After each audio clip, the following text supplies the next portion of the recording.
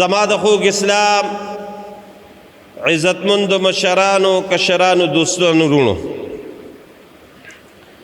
الله رب العالمین انسان په دې دنیا کې د خپل بندګۍ د پاره پیدا کړی دی. دا الله صاف اعلان په قرآن کې کړی دی، وما خلقت الجن والانس الا ليعبدون. ما انسان او جنات نه دي پیدا کړی مگر کومې پیدا کړی دي نو خالص مې د خپل بندګۍ د پاره پیدا کړی.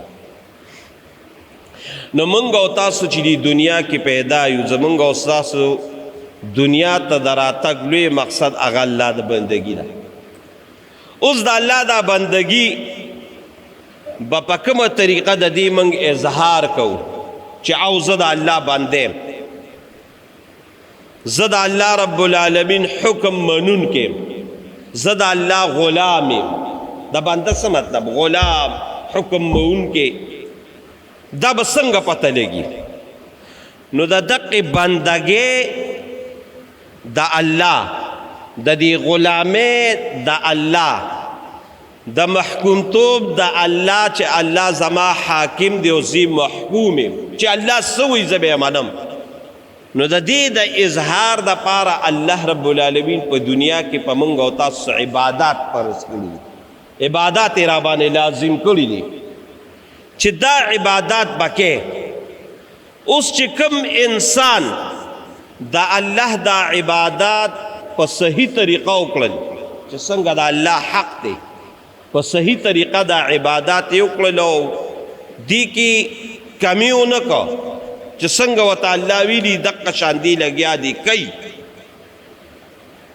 دې په حقیقت کې د الله بنده دی، دې په حقیقت کې د الله غلام دی، دې په حقیقت کې د الله محکوم دی. او که نه دقه عبادات د ونه کړل نو د بیا هسې د خولې هغه آواز کړی دی. اوس هغه عبادات څه شي دي؟ هغه تاسو ټولو ته معلوم دی چې هغه عبادات چې د الله بندګۍ هغه اظهار پې راځي هغه مونځ دی، مونځ دی، روجه ده، چې سړی مالدار وي حج دی، چې سړی مالدار وي زکات دی، صدقه ده، امر بالمعروف دی، نهی عن المنکر دی، وغیره وغیره. اوس چې دا ته کې نو ته په حقیقت کې د الله هغه بندګي کې، خو که دا عبادات نه کې نو ته بیا د الله بنده نه، ته د الله بغاوت کې. نو بس د دې دا فیصله الله ستا په دې زړه کې ورچولې ده چې او زه د الله بنده یم او که نیم، نو که په حقیقت کې د الله عبادت کې ته کامیاب ترین بنده، ته د الله رب العالمین خوښ بنده، ته د الله رب العالمین په صحیح معنو کې بنده. او که عبادات منګه نه کوو هسې د خولې دغه کوو نو دا د خولې دی او د خولې په ایمان باندې ګرې کامیابي نشته. الله دې موږ او تاسو صحیح د الله بندګانو ګرځئ. نو زما عزتمند ورونو، موږ به عبادت کوو او دا عبادت به د کوم وخته پورې کوو؟ د دې الله موږ ته صاف حکم په قرآن کې کړی دی چې زما دا بندګي به کوې کوې کوې کوې کومې پورې؟ واعبد ربک حتی یأتیک الیقین. زما دا بندگی بکې دا عبادات پکې چې دا کم مې را باندې لازم کړي دي کمې پورې؟ حتی یأتیک الیقین، چې کمې پورې تاله مرګ دی راغلی، د مرګه پورې به موږ لګیا یو دا عبادات به کوو. الله دې موږ او تاسو له توفیق راکړي. بیا چې دا عبادات موږ کوو او په صحیح طریقه موکړل او د الله دپاره موکړل نو په دغه عباداتو بیا ډیر لوی ثواب هم دی. خو چې دا ته په دې دنیا کې ډیر لوی ثواب دی. اسې فاروق جانه نمونه خوش اثرته یو مثال په طور ویم. تاسو ټول د جمعې له ماشاءالله په وخت رالی، ټول دا د په وخت رالی، دا په وخت راتګ دی. او انشاءالله زه د الله نه دا امید ساتم د رسول الله صلی الله علیه وسلم د دې حدیث د لاندې چې کوم انسان د الله رب العالمین د رضا دپاره د جمعې په ورځ په وخت راغی لکه څنګه چې دا تاسو موجوده نن ناست یو راغلی یې د ده په عملنامه کې د مشکات مبارک حدیث دی الله رب العالمین به د قبول کړي شوي یو اوښ د علالې ثواب ولیکي چې یو اوښ دی د الله په لار کې قربان کړی دی اوښ په څو دی جانولاله اوښ تقریبا 4 لکه باندې خو به نن سبا 2 لکه روپۍ باندې نو د رسول الله مبارک د وینا مطابق دا علما ناست دي د الله په ذات مې د قسمی مشکات مبارک کې حدیث دی چې د یو اوښ د علالې ثواب به ستا په عمل لري بله واوره ډېر پکې دا د لرو لرو زنجانلاله هغه 3-4 کیلومیټره لرې راغی پیاده راغی اوس رسول الله صلی الله علیه وسلم فرمایي کم سړی د جمعې مونځ له را روان دی او د قدم راواغشته نو یو روایت کې دا دی چې په یو قدم ولا الله نیکي لیکي او په بل قدم ولا الله ګناه معاف کوي په یو قدم ولا الله نیکي لیکي او په بل قدم ولا الله ګناه معاف کوي او د دې نه علاوه اسجانه دا به زموږ د بیاناتو کې وي چې کم سړی د جمعې د مونځ دپاره را روان شو د کور او قدمونه راواغشتل لکه ده چې د حج د بیت الله له احرام وته دا ټول ثوابونه چې انسان د الله د رضا دپاره کوي دا ولا الله ورکوي په دې دنیا کې خدای دې موږ او تاسو له توفیق راکړي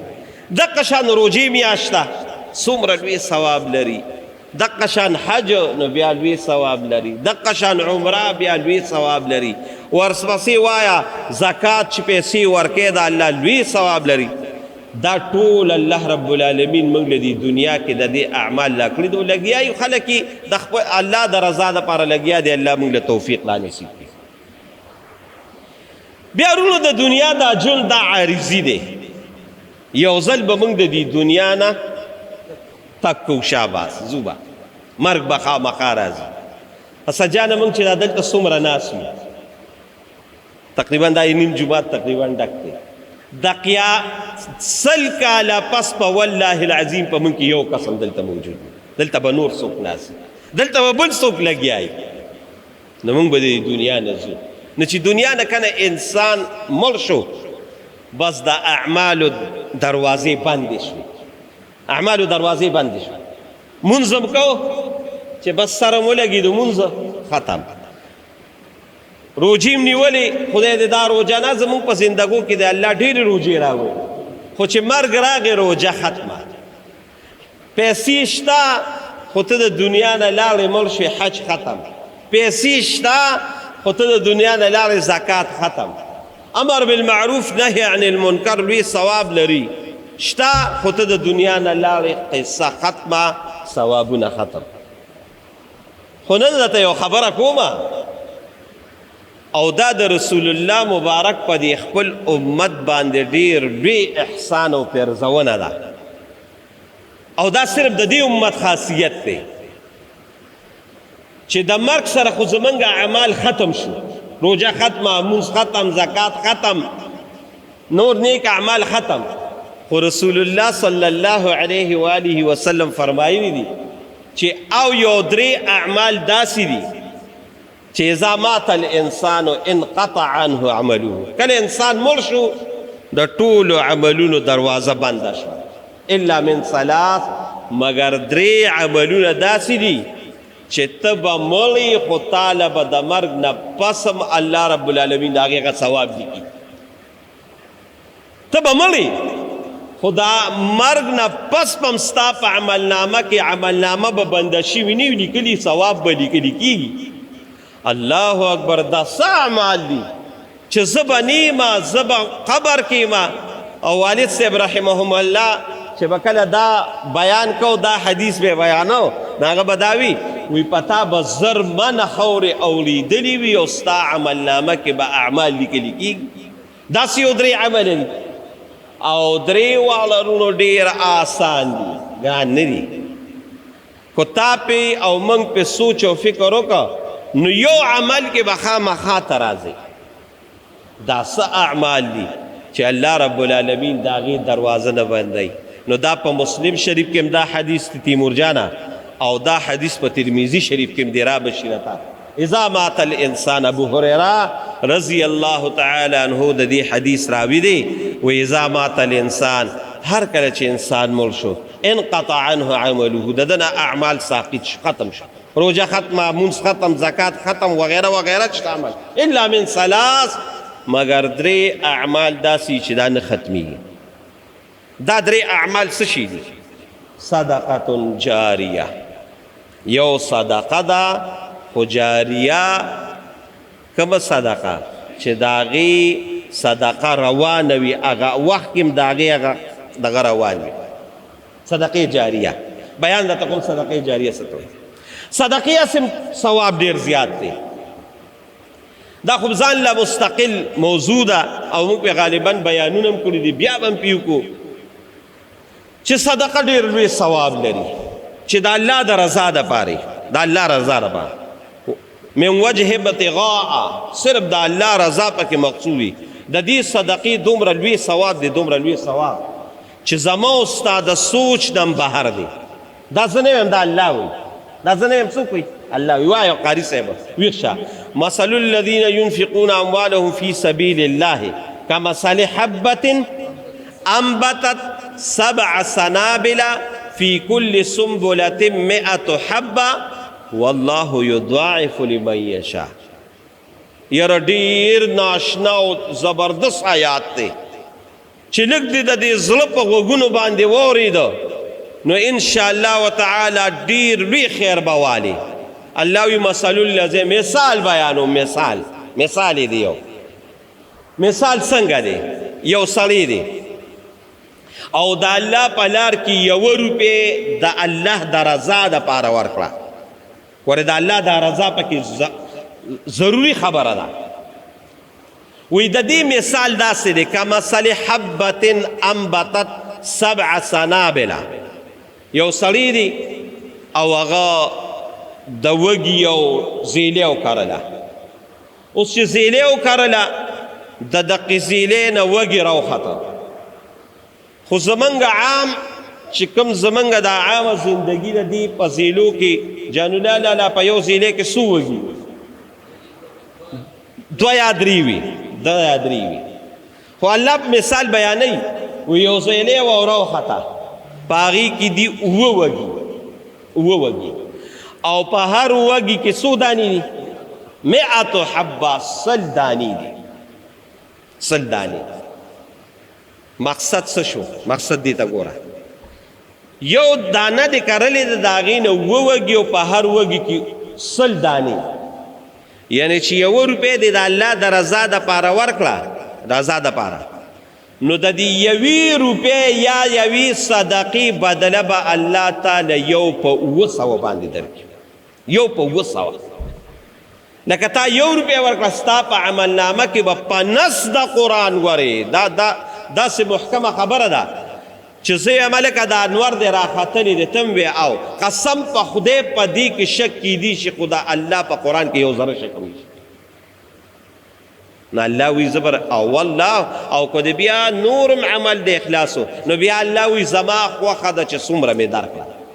نو د صدقې اسم ډېر لوی ثواب دی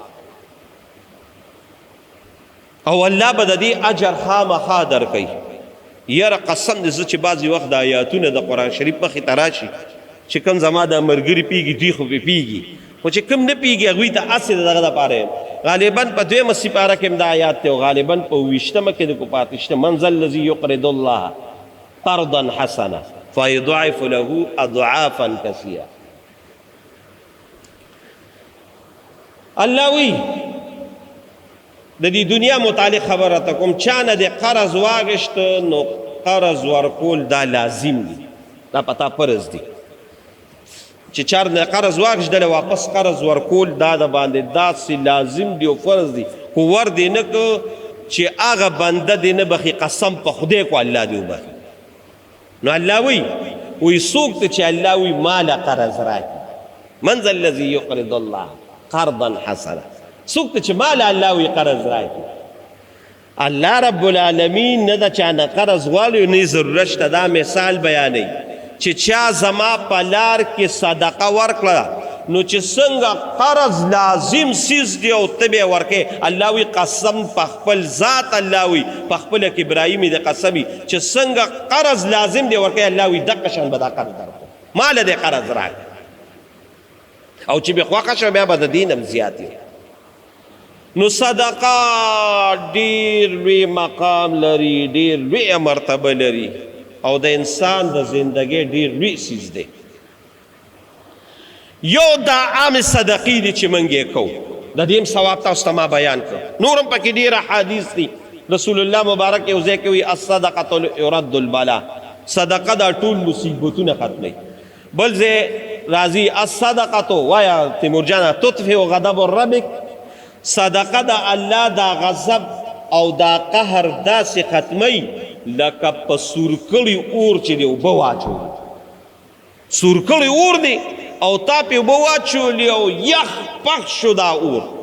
دقه شان د الله غصه کوراله خو صدقه د الله دا غصه دقه شان ختموي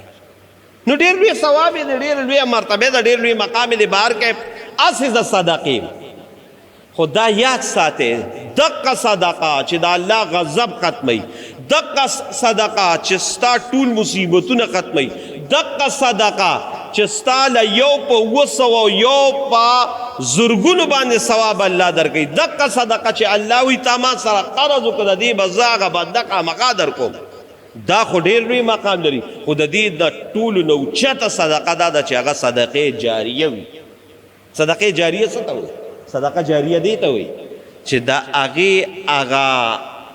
هغه ثواب همیشه همیشه وي روان وي بس دا داسې سیز دی چې ته به مړ او د دې ثواب به تا ته قبر کې میلاویږي مثال یې واورئ مثال یې لږ اوس دا جومات چې چا جوړ کړی دی دا جومات یا نور جوماتونه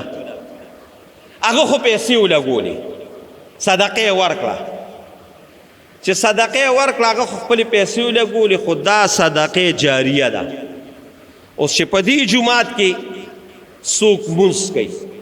د دې مونځګزار چې څومره ثواب دی والله العظیم د دقې مونځګزار عمره ثواب چې د ده څومره دی دومره د هغه چا چې جومات جوړ کړی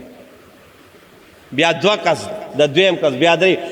مثال په طور ویم زموږ په دې جومات کې تقریبا 1.5 کسان رالل او دوی مونځ وکړه د دې 2000 کسانو د مونځ چې کم ثواب دی دومره ثواب د هغې انسان دی چې کم سړي دا جومات جوړ کړی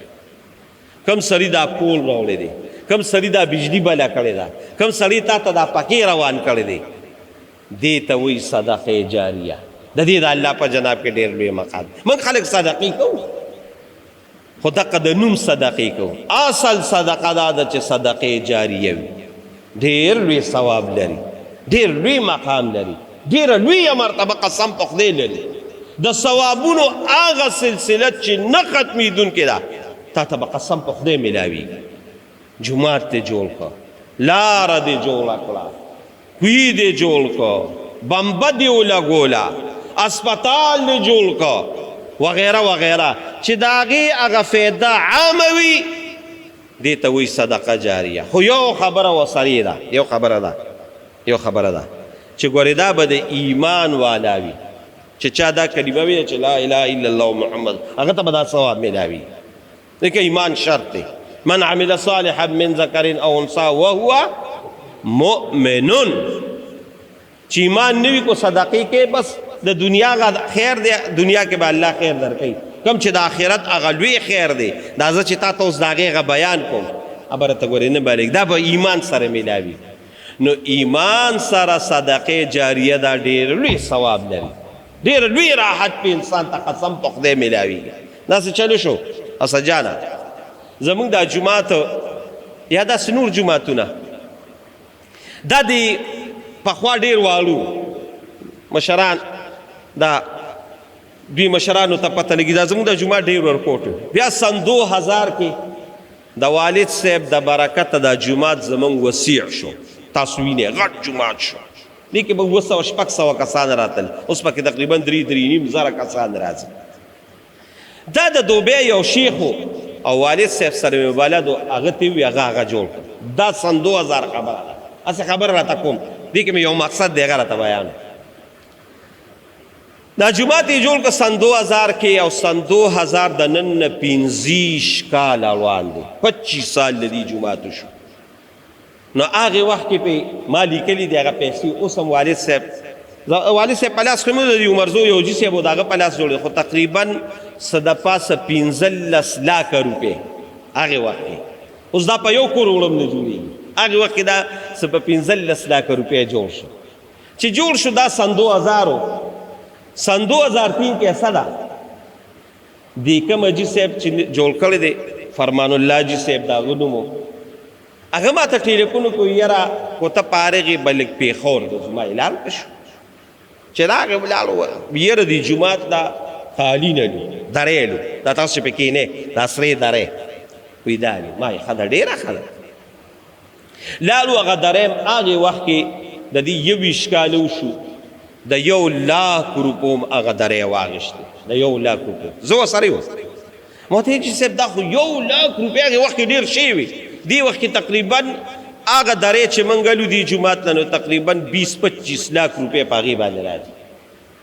ما دا دې څنګه ورش دي کې قالینو درې وا کارپټو ما څنګه ورش اسه جان وره ما ته وی دا جمعات چې چا جوړ کړی دغه ته لیکلی مسجد سیف د دې جمعات نو مسجد سیف دغه تاسو کتبه لګیدل ده وی دې سیف دا وفات شو وی دې سیف خو بولیدا چې یاره دا کوم جمعات ما دلته جوړ کړی دا جمعات وته یادي د دې جمعات نه الله ما ته هغه جهان کې ډیر لوی خیر را رسول او زما قبر د دې د وجه روخانه دي او دې کې چې څومره منځونه کوي الله د ټول هغه ثواب مال را لېږي نو دا دی خو نو زوی فورا وي دې جمعات کې د څه ضرورت دی ماته وي نو ماته یاره درو ضرورت دی نو فورا دا درې د هغې دپاره واغېستې چې دې جمعات نه لویه فایده زما هغې پلار نه په قبر کې الله ورنسي صدقې جاریه داسې یو څیز دی ګورئ دا یاد ساتئ منګه لګیا یو صدقې کوو دیګونه به م را به مخه کړې ښه خبره ده خو صرف د نوم دپاره د نوم دپاره صدقې کوو نه هغه صدقه وکړه چې د هغې صدقې ثواب هغه همیشه همیشه روان نو یو رسول الله صلی الله علیه وسلم فرمایل چې صدقه جاریه ته به مړ یو د دې ثواب به تعالی په قبر کې درځي دویم نمبر رسول الله صلی الله علیه وسلم فرمایل او علم ينتفع به عالم دی او داغ عالم علم خور شو اوس دا عالم وفات شو علماء وفات کیږي تاسو وینئ چې دا عالم وفات شو د علم نه پس د علم څومره خورېږي او څومره علما جوړېږي یا د دې عالم په دې خبره باندې څوک عمل کوي چې څومره ثواب د دې شاګردانو او د دې منونکو خلکو دی دومره به الله رب العالمین هغه عالم له ثواب په قبر کې ورکوي دا هغه کتاب بند شوی نه دی علم داسې یو څیز دی عالم دی علم یې ښولی دی چاته او هغه عالم نه دغه شاګرد زده که هغه شاګرد علم خورئ بیا هغه شاګرد عالم شو نور شاګردان چې هغه خورئ چې د هغه څومره ثواب کېږي د دې خپل استاذ شو د دې خپل استاذ او د هغوی چې څومره ثواب کېږي د دې بل استاذ شو داسې ځا الی محمد رسول الله صلی الله علیه وسلم نن په دې دنیا کې او زم په دې دور کې دا حدیث یو ډیر معتبر کتاب دی بخاری شریف ورته موږ او تاسو وایي د دې چې کوم مصنف دی امام بخاری دا څومره احادیث بیانېږي دا او څومره خلک په عمل کوي او د بخاری مبارک نوم چې واغشتي شي په دې بدن یو کیفیت جوړ شي د دې امام بخاری رحمهم الله د کتاب چې څومره حدیث دی او څوک یې بیانوي او عمل پې کوي چې څومره ثواب دومره کوي دومره امام بخاری رحمهم الله کوي علی هذا القیاس بس په دې باندې قیاس کوي نو عالم چې خپل علم یې خور کو دقه عالم به په قبر کې پروتي ثوابونه به الله رب العالمین هغوی ته نو دویم نمبر عالم چې د هغه علم خور شي د عمل نه مده بدلیږي او دریم نمبر رسول الله صلی الله علیه وسلم فرمایي او زما د دې بیان موضوع دقه ده او دقه زمونږ او ستاسو عام زندګۍ کې راځي او ولد صالح يدعو له، یو آغا نیک عمل بچی، هغه نیک عمل بچی چې دا نیک عمل بچی بابا د پاره کمی دعاګانې کوي چې څومره د دې بچی ثواب کیږي دق عمره به د دق بابا په قبر کې ثواب کیږي. دا عمل نامه نه مدبندي. زما عزتمندونو دا زمونږ استاد د پاره ډیره لویه د خیر او ډیره لویه د برکت خبره ده، او په دې هر سړی عمل کولی شي چې خپل اولاد کې دی نیک عمل جوړ کړي. نیک عمله موس چې څومره کوي نیک عمله، ډاکټر دی وي خو چې موس کوي دعاګانې کوي، د پلار وفات قسم په خدای د رسول الله مبارک د حدیث د لاندې به دقې پلار ته د هغې ثواب ځي. بچی دی نیک عمله دی، انجینیر دی خو مونځ کوي او دس کوي، تلاوت د قرآن کوي، چې څومره نیک اعمال کوي چې څومره د ده ثواب کیږي. د رسول الله مبارک د حدیث د لاندې به دومره دقې بچي چې څومره ثواب دی دومره به د پلار کیږي. علی هذا القیاس ګلکار ماما دی، ګلکار ماما دی او زوی ګلکار دی خو نیک عمله دی، نیک عمله دی. دا ګلکار ماما چې څومره لګیا دی او د خپل مونځ کوي، تلاوت کوي، ذکر او اذکار کوي، څومره ثواب د ده کیږي دومره به هغه ته هم رسي. خو زه یم د ټولو نه لویه خبره دا ټول په خپل ځای زه بالکل منم او ټول په خپل ځای بالکل جایز دي، خو د ټولو نه اوچته خبره دا ده چې ستا بچي ښکلې د قرآن حافظ وي، ستا بچي ښکلې د قرآن عالم وي، د علم دین هغه پټکي یې په سر وي او عالم وي، نو د عالم مقام بیا ډېر لوی دی، د حافظ مقام بیا ډېر لوی دی، دا مفتی مقام بیا ډیر لوی دی. نو چې ستا بچی عالم وي یا حافظ وي یا مفتی وي یا نور علم دینی حاصل کړی وي، چې څومره د علم او د قرآن او د احادیث ثواب دی دومره به الله رب العالمین پلار ته رسوي. ګوره عالم خو ټیک ته د عالم خو په خپل ځای دغه دی چې هغه علم لګیا دی او خوري او شاګردان یې ده کوي، خو دا خو هر څوک عالم نشي کېدی که نه، خو ارسو خدا کیدی شي چې زما بچی د نیک عمل وي، حافظ دی وي، عالم دی وي، نو دا به زمیندار ماما وي. خو داسې ډېر زموږ په دې معاشره کې دي چې هغه پلار یې زمیندار کاکا وي، پلار یې دکاندار ماما وي، پلار یې ډرایور ماما وي، پلار یې دا په پټو کې لګیا وي زمیندار کاکا وي، په بټو کې لګیا وي مزدوري کې زوی عالم وي. دغه پټو ماما، دغه دکاندار ماما، دغه ډرایور ماما، دغه چې کوم عام والا ماما دی، دی د ده په عملنامه کې چې دا بچی عالم دی قسم په خدای چې د ده د علم څومره ثواب دی هغه به د پلار په عملنامه کې لیکلي. دا یاد ساته، ډېر لوی مقام دی، ډېره لویه مرتبه درونه. موږ د دې نه خلک محرومه دي، نو دا ډېر لوی مقام او ډېره لویه مرتبه ده د انسان دپاره چې د ده بچی عالم وي، دې پلار دپاره ډېر لوی ثواب الله رب العالمین ذریعه جوړوي. زموږ د دې دین یو تفسیر دی تیمور جانه، او تا خو خیر عالم یې د نورو ته د هغې نوم دی تفسیر کبیر، او مشکل سخت تفسیر دی، او د دې چې کوم مصنف ته چا لیکلی دی هغه نوم دی امام فخر الدین رازی رحمهم الله. ډېر لوی عالم دی او ډېر لوی مقام او مرتبه لري. دې تفسیر کبیر په دې لومبي جلد کې امام فخر الدین رازی د بسم الله په فضایلو کې لیکلی دی. ګوره د بچي چې ستا بچي عالم وي، عالم پرېږده، حافظ وي، حافظ هم پرېږده، ناظره د قرآن هغه هم پرېږده. یو پټې د دې شان وره چې د بچي د وجې پلار ته الله کم مقام ورکوي، کومه مرتبه ورکوي. نو امام فخر الدین رازی په دغه کې لیکلي د بسم الله په دې فضایلو کې وایي د حضرت عیسی علیه السلام زمانه وه، نو عیسی علیه السلام له الله رب العالمین د مړو د دې جمدي کولو د دې هغه طاقت ورکړو. نو بعضې وخت وله الله رب العالمین دا دغه ورکړو چې د قبر هغه حالات ته یې کتل،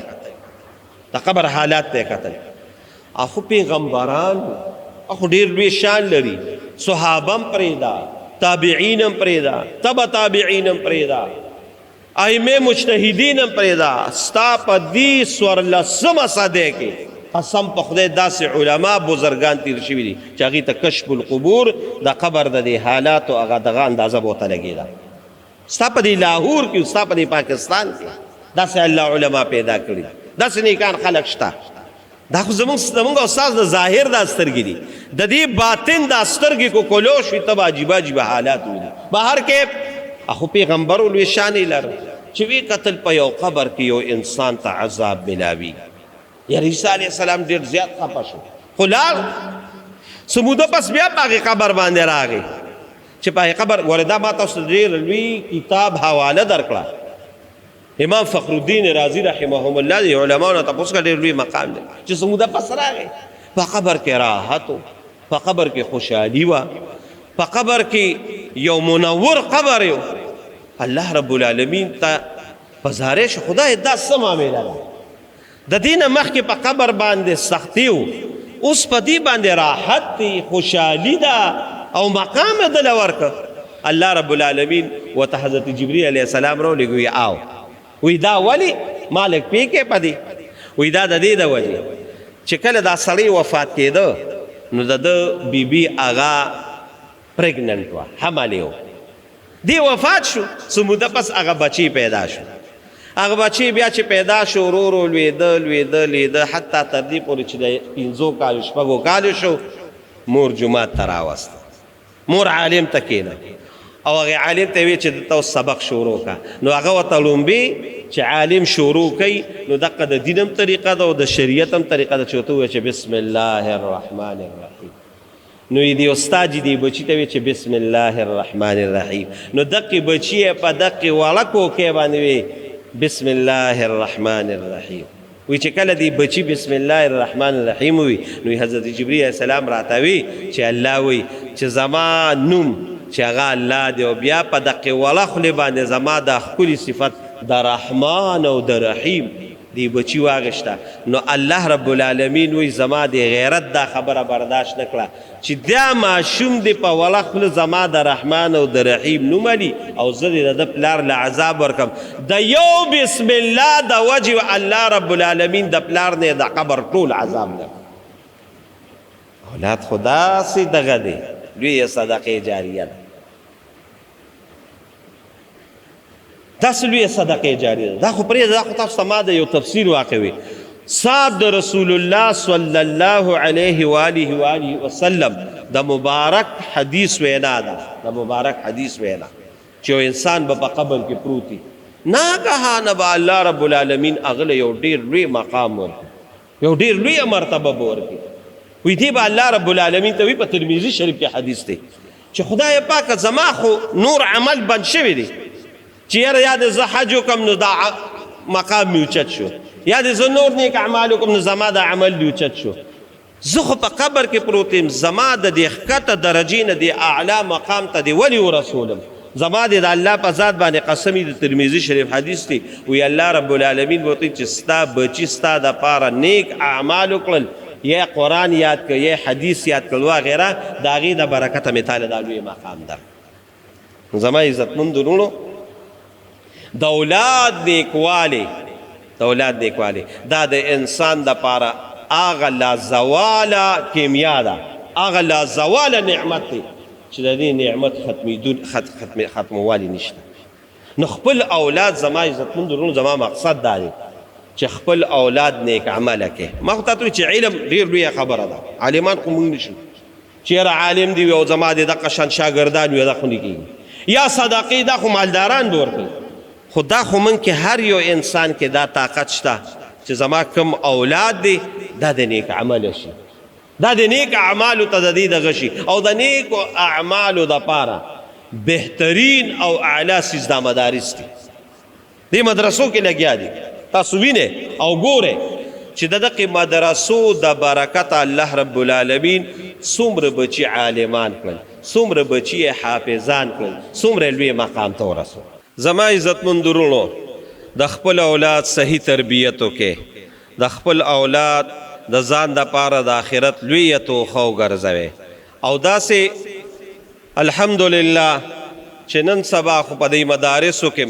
د دین دا خودنه ډیره کیږي او تاسو وینئ څومره مدارس قایم دي او څومره مدرسو کې د دین دا سبق او د قرآن دا سبق ویل کیږي نو دا د الله لوی رحم دی زموږ په دې ملک او که زموږ بار کم ملګري دي او بار کم بچی دي او بار کم زدکون کې دي د قرآن او د حدیثو نو الحمدلله په دې دنیا کې د دقې دپاره نظام چالو دی او خلک لګیا دي آنلاین کلاسونه لي او دقه قرآن او د رسول الله مبارک د احادیث زده کوي نو دې دپاره پوره کوشش وکړئ زم تاسو ته داسې یو خبره کومه چې زمونږ هم الحمدلله موږ یو اداره شروع کړې ده چې دا کم آنلاین کلاسونه دي او کم دا آنلاین خلک بهر دي او قرآن زده کوي د رسول الله مبارک احادیث زده کوي نو د دې دپاره موږ هم انتظام کړی دی او یو اداره هم الحمدلله جوړه کړې ده په هغې باندې لګیا دي دقې ماشومانو ته سبقونه ښودلی کېږي او ډېر الحمدلله ماشومان کو نارینه دي او کو زنانه دي او ډېر لوی واړه الحمدلله د دقې ادارې نه فارغ شو نو که کم ملګري دا غواړي چې موږ د په دقې اداره کې خپله داخله والو او بار زموږ دا کم ملکونه دي د کومو ملکونو کې دقه انتظامات نشته نو الحمدلله خو د ساینس او د ټیکنالوجي دور دی د دقې په ذریعه باندې آنلاین کلاس په ذریعه باندې دقه سبق ښودونکي دي نو موږ هم یو اداره جوړه کړې ده د هغې نه الحمدلله کار تلکار ډیر ماشومان فارغیږي زمونږ دا کم د سکرین ملګري چې دي دوی به تاسو ته د دقې هغه پوره پته او پوره کمه ایډرس دی او کومه طریقه باندې ښودل کېږي د هغې به تاسو ته انشاءالله د سکرین باندې د هغې پوره ډیټایل درکړي نو زما عزتمند وروڼو د موقع نه فایده والی دا موقع بیا په ژوند کې نه راځي که یو ځل د انسان دا د دوکې دا سترګې پټې شي او د حقیقت سترګې کولو شي بیا هېڅ هم نه کېږي نو زما عزتمند وروڼو کوم چې بهر خلک دي مه خفه کېږئ الحمدلله دا انتظامات نن خو د سوشل میډیا او د دقې پرنټ میډیا او د دې موبایل او د ټیکنالوجي دور دی نو تاسو ته به انشاءالله په دقې باندې بهترینه طریقه باندې ستاسو اصلاح کېږي او ستاسو بچو ته به سبقونه ښودلی کېږي نو موږ هم یو سلسله شروع کړې ده د دې سلسلې نه زما عزتمند وروڼو کوم بهر زموږ وروڼو او خویندې دي او کوم زموږ اورېدونکي د دې نه فایده والی خپل بچي دقې کې داخل کې زما دا ملګري به تاسو ته د هغې هغه سکرین شاټ باندې د هغې پته او د هغې طریقه درکړي فایده ترې والی انشاءالله دنیا کې به هم کامیاب یې آخرت کې به هم کامیاب یې او دقه بچي به ستاسو دپاره لویه توښه د دنیا هم خیجي او د آخرت چې هغه لا زواله زندګي ده هغه نه ختمیدونکې زندګي ده دقه بچي به ستاسو دپاره لویه صدقه جاریه ګرځي الله یې زموږ او ستاسو د ټول بچي عالمان او حافظان کړي د مدارسو ډېر لوی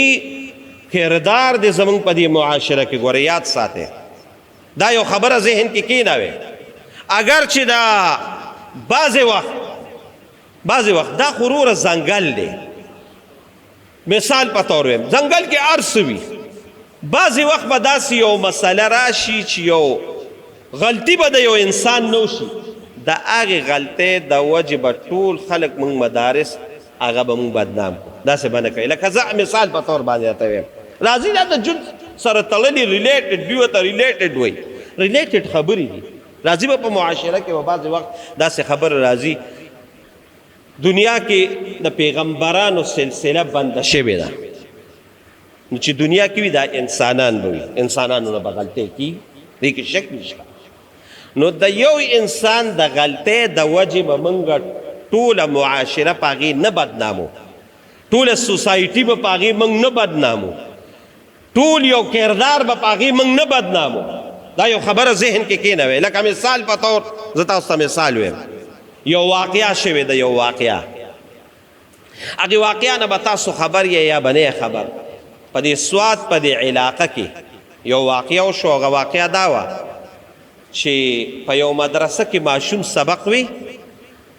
او هغه استاد سبق یا هغه مخکې وي یا وروسته وي غلطي ترې وشو هر څه چې هغه وشو هغه استاد ولګېد او هغه ماشوم باندې راباندې کړه چې په ماشوم یې راباندې کړې ماشوم یې واښه هغه ماشوم یې دې حد نه ووښه چې د هغه د دنیا نه ختم کړه مړی کړه د دقې قاري چې دا کم کار کړی د موږ انتهایي غندنه کوو موږ انتهایي مذمت کوو ډېر ناروا کار یې کړی دی ډیره سنگینه او عظیمه ګناه یې کړې ده او د دغې سنگینې او د عظیمې ګناه سزا چې څه ده خو هغه د شریعت او هغه د پاکستان د قانون د بالکل دې قاري ته دې ملو شي هیڅ شک نشته ظالم ظلم کړی دی ظالم زیاتې کړی دی ماشوم دومره حده پورې وخل چې د هغې ماشوم د دنیا نه ته کټار کې هغه ماشوم ته دومره ووخې چې هغه ته مړ کې مرګ خو ډېره لویه خبره ده ټیک ده زموږ شریعت زموږ دین د ماشوم دپاره داسې چې د هغه په اصلاح راشي د اصلاح په طور باندې معمولی شان سزا کو سړی ورکوي شک څه خبره نشته ورکوي دا خلک کوي رسول الله صلی الله علیه وسلم خپله د ماشوم چې کله ته تربیت کوې وایه کله چې د 7 کالو شي نو څه چل کوه موضوع ته وښایه ورته اعمال شروع کړه کله چې د 10 کالو شي او بیا دې مونځ طریقې د طرز خو دې مونځ نه کوي نو بیا ولې تادیب ورکړه تادیب دپاره دی چې خوږې ته وکړه څه خفګان ورسره راوله معمولی شان سزا وله ورکړه دا شریعت کې د دې اجازه شته خو دا کار چې ته ماشوم وې او دومره حد دی وې چې هغه ته مړ دا عظیمه ګناه کړې ده او دا سخته ګناه ده دا د ګناه داسې بعضې خلک خو دې سزا ورکوي سزا ته خیال کوي خو سزا دې د دې نه زیاته ورکړه قسم په خدای الله به دې رانیسي غالبا یا د ترمذي شریف حدیث ته یا په مسلم شریف کې د وخت ډېرو شو ذهن کې مې دغه دی خو بهر کې رسول او هغه پرېږده غټ کتابونه پرېږده یو وړه شان رساله موږ په دې لومبۍ درجه کې د طالبانو ته ښایو زه طالبین غالبا دې کې هم دا حدیث دی عایشه بیبي وویل زه ناست وم رسول الله مبارک له یو ملګری راغی یو صحابي راغی وی الله د رسوله ما سره غلامان دي غلامان نا غلامان ما سره دي زه پې کارونه کوم بعضې وخت هغه غلامان ویلی شي نو ستاسو په انګلیش کې خبره کوم نافرماني وکړي غلا وکړي نافرماني وکړي زما خبره ونه مني نو چې زما خبره ونه مني نو ماله غصه راشي نو بعضې وخت زه هغه غلامان ووخم سزا ونه ورکړم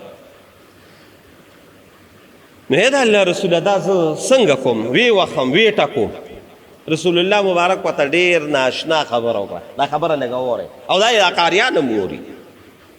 بعضې قاریان هم یې ډېر وال کوي ډېر وال نه دي په کار او تاسو سزا هغه سزا چې هغه ستا معاشره کې بس هغه بېګار نه راولي او ته ولې سزا ورکوې ګینې سزاګانې چې کوم تاریخي هفته ملکونه دی کې د اول ټکول هم نشته زموږ حضرت شیخ صاحب استاد محترم حضرت مولانا محمد ادریس صاحب دامت برکاتهم د نن غالبا یا یو کال یو نیم کال مخکې یا یو 2 کاله مخکې جاپان ته تلو نو د جاپان هغه ټول رویدات هغه بیا په بیانونو کې بیان کړه چې جاپان هغه څومره سفر و اوس لیکلو کې هم شروع دي ما ته په خپله خولو لیکل لګیا یې کولې یو ملګري باندې د جاپان هغه ټوله سفرنامې لیکله نو خیر هغه جاپان په هغې سفر کې یو دا خبره وکړه وایي د جاپان سکولونه مې ولیدل او د جاپان د سکولونو حالات مې ولیدل او کله چې ماشومان کله سکولونو ته بوځي نو یې عجیبه عجیبه سکولونه دي وی دا عام دا کم چې دا منګه پوخات نه او کچات نه او اول ورته وایو وی د هغې داسې سیسټم و چې یو د کور په شان سیسټم یې ونه جوړ کړی ماشومان چې کور څنګه ناست وي پکې به ودوم شو پکې به یې لوبې مو کړې پکې به ورته هغوی سبق هم وخوړ او دا یو خبره یې کوله دا خبره وی په تمام جاپان په دغه کې چې نن جاپان د دنیا باندې حاوي دی د معیشت په لحاظ باندې د ترقۍ په لحاظ باندې جاپان نن ګورې په انتها باندې دی ستا دا ټول دا څیزونه ستا دا کیمره جاپانۍ ده که نه څه ده دا جاپاني هلکه وي دا جاپانۍ ده ولې معیشت باندې هغوی نن داسې کنټرول راوستی دي اعلی څیزونه پکې ملي ولې قابل خلک دي پکې نو ولې دا قابل خلک د اګو نه راوتي دا قابل خلک د هندوانو نه راوتي دي د خربوزو نه راوتي دي همدا د معاشرې خلک دي ولې دې قابلیت ورسره نو هغه دا خبره کوله وایي د جاپان په تمامو سکولونو کې او په تمامو ادارو کې تصور هم د والو نشته د والو تصور هم نشته په مینه او په محبت باندې هغې خلکو نن په ټوله دنیا باندې حاوي دي نو وال ټکول دا صدقه خبره خو نه ده نو رسول الله مبارک هغه ته وایي خبرې درې دي یو خبره دا ده ته وال ټکول کې نو که ته وال ټکول کې دوی دی دا کوم جرم چې کړی دی دا جرم یې دومره و چې غټو او تا وله سزا کمه ورکړه الله به د دې اجر درکړي جرم یې زیات دی سزا وله تا کمه ورکړه الله به د دې اجر درکړي او که دا جرم یې داسې و چې تا ووخه خو د دا جرم او سزا وله تا ورکړه دا یو شان و یو شان دی ورکړه جرم چې د هغوی څومره و هغومره دی وله سزا هم ورکړه خبره وي بس حل شوه دا ګورې علیه السلام ورته تاسو ته مه ووي غټ کتابونه کو نه شي طالبین وړه شان رساله ده وی ګورئ کې دا حدیث ته او وی کو دا سزا داسې وي چې د هغوی جرم کم او تا وله سزا زیاته ورکړه والله العظیم دا د حدیثو الفاظ دي وی الله رب العالمین به تا د قیامت په ورځ په دقې خبره باندې رانیسي الله به دې رانیسي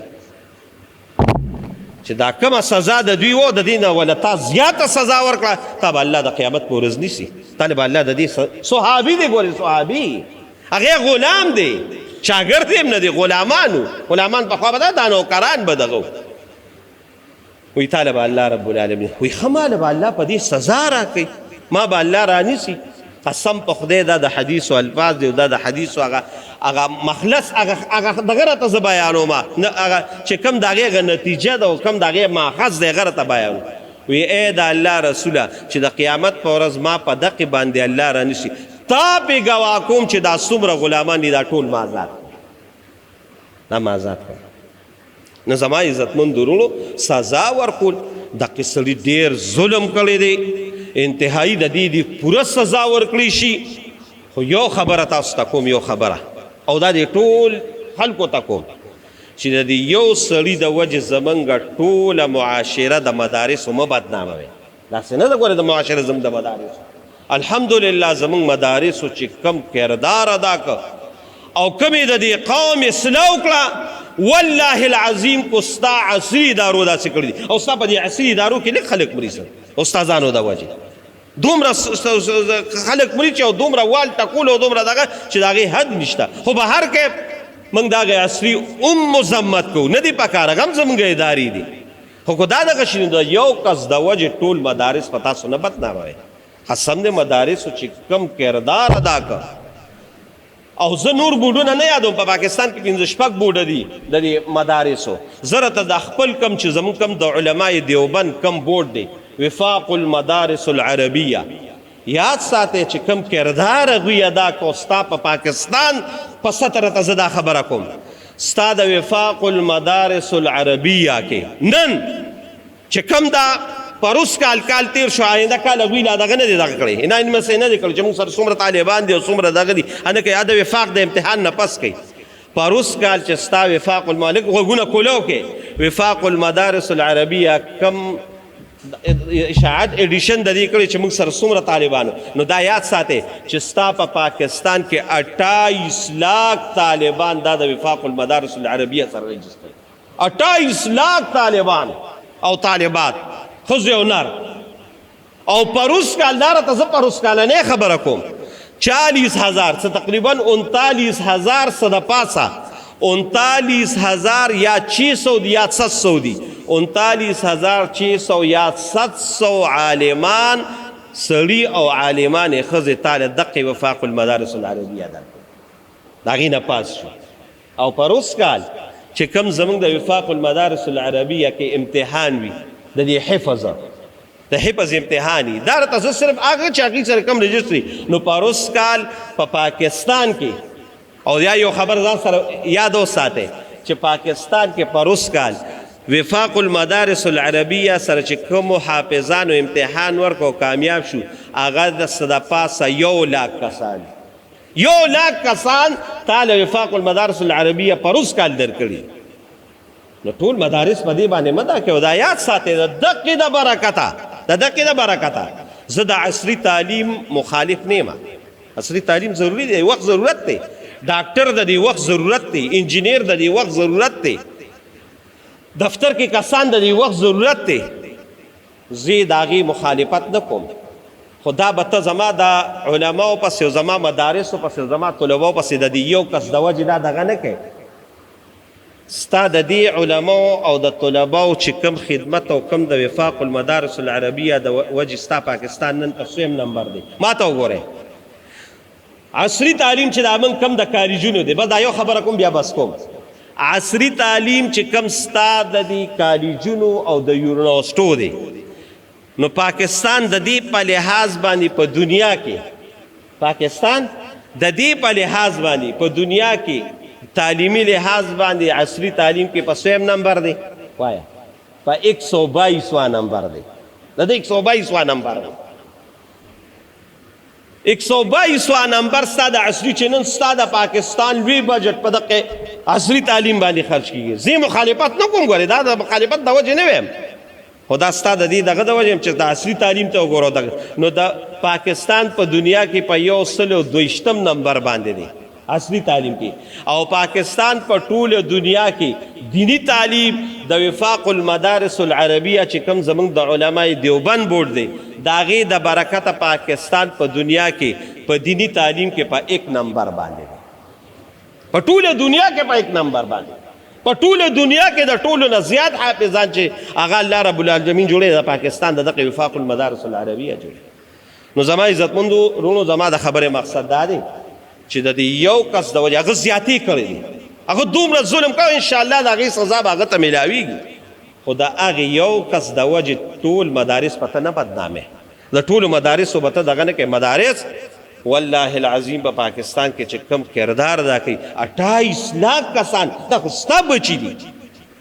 دا خو ستا اولاد دی، دې کې خو د نورو ملکونو خلک نشته، ستا 1 لاکھ حافظان جوړي، دا خو ستا دغه دی. نو الحمدلله دا به تاسو نه دا کوئ چې یاره دا چل دی او دا چل دی او دا چل دی، دغه یو کس د وجې به ټول زمونږ معاشره نه خرابوي. هغه زیاتې کړی دی، هغه ظلم کړی دی، د هغې موږ غنده نه کوو، د هغې موږ سخت مذمت کوو، او دقې قاري له دې داسې سزا ورکړی شي چې د ټولو دپاره د عبرت یو نشان. ظلم یې کړی دی، زیاتې کړی دی، خو د هغې په اړ کې به د نورو مدارس، ځکه دا بعضې خلک لګیا دي، دا بعضې خلک لګیا دي داسې دغې جوړ مدارس داسې او مدارس داسې، مدارسو به دا دغه نه کوي. نو زما عزتمندو وروڼو، اولاد ډېر لوی نعمت دی او د انسان دپاره لویه صدقې جاریه ده. پکار دی چې موږ خپل بچي عصري تعلیم هم پې کوو، خو دغه دنیاوي تعلیم سره دینی تعلیم چې زموږ استاد دپاره د آخرت لویه توښه جوړه کړي. نو رسول الله صلی الله علیه وسلم فرمایي کله چې انسان مړ شي نو ټول عملونه ساقط شو الا من صدقه جاریه، کومه چې صدقې جاریه ده هغه الله رب العالمین ته به مړ او د هغې ثواب به درځي، او یو علم ينتفع به، هغه عالم چې د هغه د علم د وجې نورو خلکو ته د هغې فایده رسي، دغه عالم به وفاتي خو صدقه به روانه وي، دغه علم هغه برکات ورځي. او بل چې ستا بچي وي او نیک عمله وي او دې څومره نیک اعمال کوي، ته به په قبر کې پروت یې، ټولې عملنامې به بندې وي، خو د دې بچي د نیک عمل هغه تله او د نیک عمل هغه عملنامه هغه به کولو وي، او ته به مړ او هغې هغه ثواب به درځي. الله دې زمونږ او ستاسو د ټولو بچي عالمان او حافظان کړي. دعا وکړئ الله زموږ په حال باندې رحم وکړي، الله زموږ ګناهونه معاف کړي، د دواړو جهانو خیر هم الله رب العالمین نصیب کړي، او الله رب العالمین زموږ او ستاسو بچي ښکلي عالمان او حافظان کړي، او اله العالمین زموږ د علماو سره او د مدارسو سره او دیني چې څومره حلقې د هغې سره الله محبت پیدا کړي، او الله رب العالمین هم د دواړو جهانو خیر نصیب کړي. او داسې کارونه لکه په دغه سواد کې چې دی ظالم کړي دي، دا ماشوم یې وژلي، دا